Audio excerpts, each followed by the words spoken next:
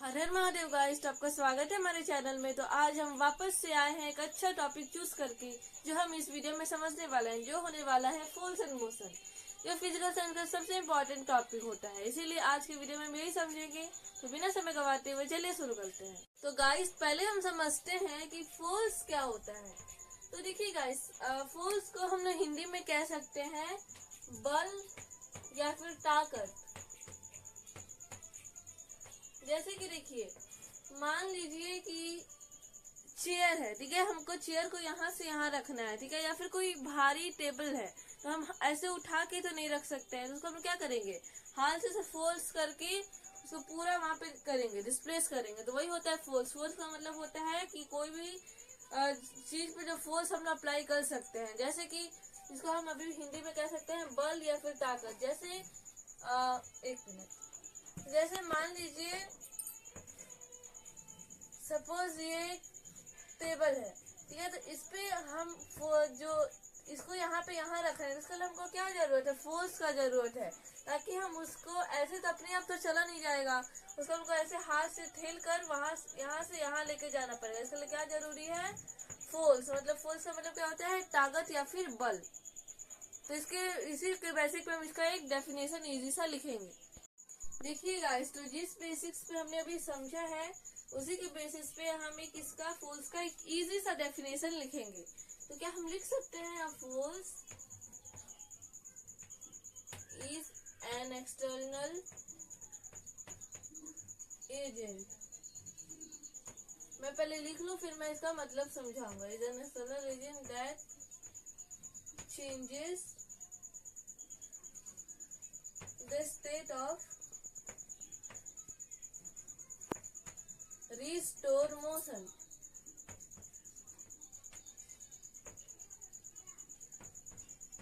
देखिए guys, external agent का मतलब क्या होता है। देखिए, हमने पहले एक टेबल के एग्जांपल से समझा था कि हमने जब इसको फोर्स अप्लाई किया तो ये इसका जगह तक चेंज हुआ था। तो देखिए, हमने फोर्स कहाँ से अप्लाई किया, बाहर से ही अप्लाई किया था। अंदर टेबल के अंदर जाकर तो थोड़ी ना अप्लाई किया था। हम लोग क्या किए थे, बाहर से इसको पुश किए थे, तब वो उसका जगह चेंज हुआ था। इसी का मतलब होता है एक्सटर्नल एजेंट, मतलब जो बाहर से जो चीज अप्लाई होता है। इसीलिए लिखा है force is an external agent that changes the state of restore motion. मतलब वो एक ऐसा एक्सटर्नल एजेंट है, यानी कि बाहर से किया जाने वाला एक फोर्स है, जो बाहर से करते अप्लाई करने वाला एक एजेंट है, जो चेंज कर दे, क्या स्टेट चेंज करता है किसका, कौन से मोशन में। जैसे ये अभी यहाँ पे था, इसका हम ऐसे करके किए तो इसका क्या हुआ, ये प्लेस भी चेंज हुआ। मोशन भी लिख सकते हैं या फिर प्लेस भी लिख सकते हैं, एक बार आप देख सकते हैं। तो गाइस, हमने फोर्स अभी समझा, अब हम समझेंगे मोशन। तो मोशन को समझने के लिए पहले रेस्ट को समझना होगा, तब हम मोशन को समझ सकते हैं। तो आइए एक इजी से एग्जांपल से समझते हैं। देखिए गाइस, सपोज पहले मैं ड्रॉ कर लूं, फिर आपको समझाता हूँ।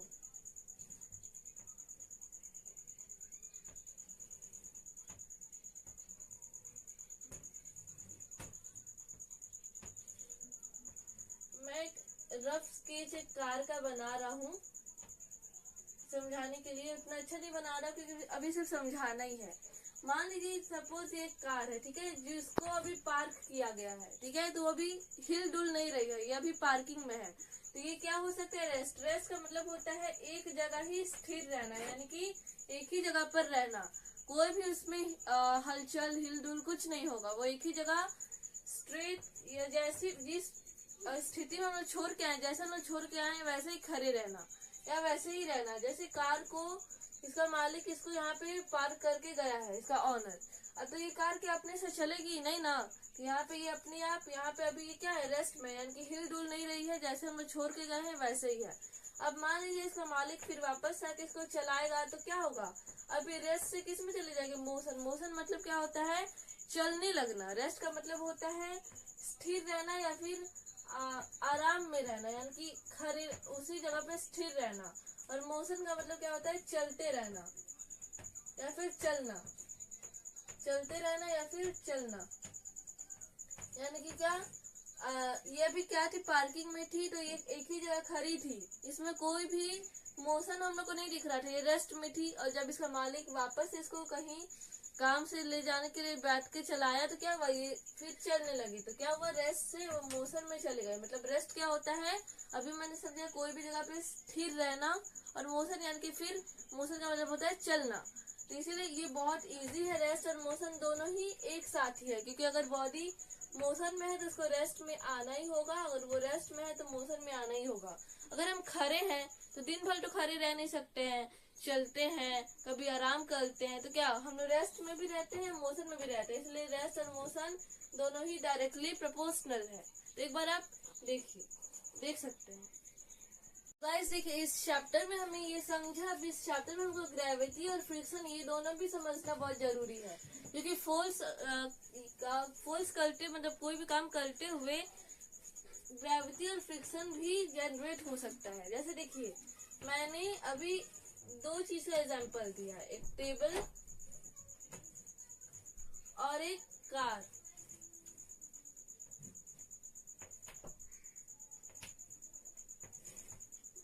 दो चीज का भी आपको एग्जांपल दिया मैंने। तो देखिए गाइस, हमने क्या किया था, इसमें एग्जांपल दिया था रेस्ट और मोशन के लिए, और इसमें एग्जांपल दिया था फोर्स को समझाने के लिए, ठीक है। तो देखिए हमने क्या किया था, इस पे फोर्स अप्लाई किया था कि इस ऐसे घिसटा कर इसको गए थे। तो उसमें क्या होता है, देखिए इसका जो लेग्स है ये भी क्या, ये जमीन से क्या, अगर जब हम इसको घिसटाएंगे, इसका जो लेग है वो जमीन पे क्या होगा, घिसटेगा, यानी कि रबिंग होगा। तो इससे जो फोर्स, इससे क्या होता है, इसी को कहते हैं फ्रिक्शन। फ्रिक्शन का मतलब होता है दो सॉलिड, सॉलिड तो हम जानते हैं मैटर के तीन टाइप होते हैं, सॉलिड, लिक्विड, गैस। तो सॉलिड मतलब दो सॉलिड को एक साथ जब रबिंग होता है तब। जैसे देखिए अभी मैंने डस्टर से जब मैं इसको ऐसे डस्ट करूंगा तो ये बोर्ड और डस्टर का रबिंग हो रहा है, यही होता है फ्रिक्शन, यानी कि दो सॉलिड का एक साथ घिसटाना। इसको कह सकते हैं घिसटाना या रगड़ना, कुछ भी। जैसे इरेजर से हम अपने पेंसिल से अगर हम लिखते हैं गलत हो जाता है तो इरेजर से हम साफ करते हैं, उसको मिटाते हैं, तो वो भी क्या है, फ्रिक्शन का एग्जाम्पल है। मतलब और इसमें भी सेम, कार जब खड़ी थे जब चलाते हुए तो इसके जो व्हील्स है वो रोड के साथ क्या हो रहे हैं, रब्ड हो रहे हैं। मतलब ये भी क्या है, फ्रिक्शन का एग्जाम्पल हो सकता, फ्रिक्शन ये भी कार में दिख रहा है। मतलब फोर्स जहां भी होगा वहां पे फ्रिक्शन दिखेगा ही।